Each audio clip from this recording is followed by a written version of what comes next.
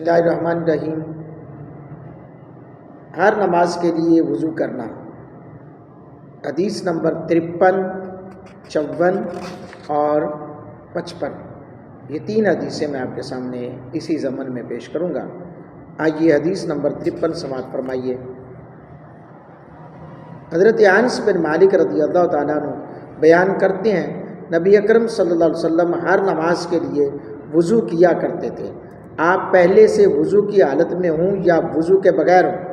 راوی بیان کرتے ہیں، میں نے حضرت انس سے دریافت کیا، آپ لوگ کیا کیا کرتے تھے؟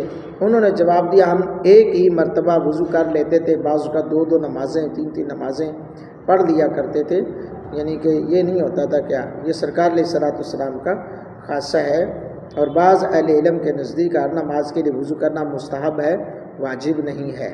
حدیث نمبر 54، عمر بن عامر انصاری بیان کرتے ہیں، میں نے حضرت انس بن مالک کو یہ بیان کرتے ہوئے سنا، نبی اکرم صلی اللہ علیہ وسلم ہر نماز کے لیے وضو کیا کرتے تھے۔ میں نے پوچھا کہ آپ لوگ کیا کرتے ہیں؟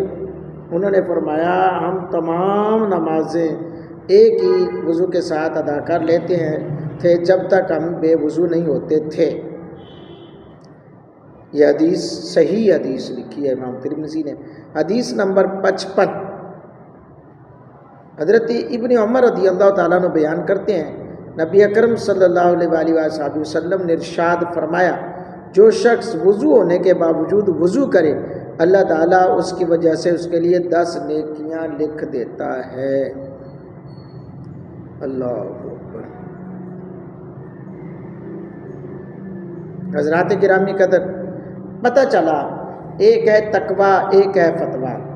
تقویٰ اختیار کر کے ہر نماز کے لیے تازہ وضو کرنا، اس کا نام ہے تقویٰ، اور یہ کہنا کہ بغیر ہر نماز کے نیا وضو کیے بغیر نماز نہیں ہوتی، تو یہ ہے فتویٰ، لہذا نماز ہو جاتی ہے۔ ایک وضو سے 2 بھی نمازیں پڑھی جا سکتی ہیں، 3 بھی پڑھی جا سکتی ہیں، اور کوئی صاحب عبادت ہو تو 4 بھی پڑھ سکتا ہے، 5 بھی پڑھ سکتا ہے۔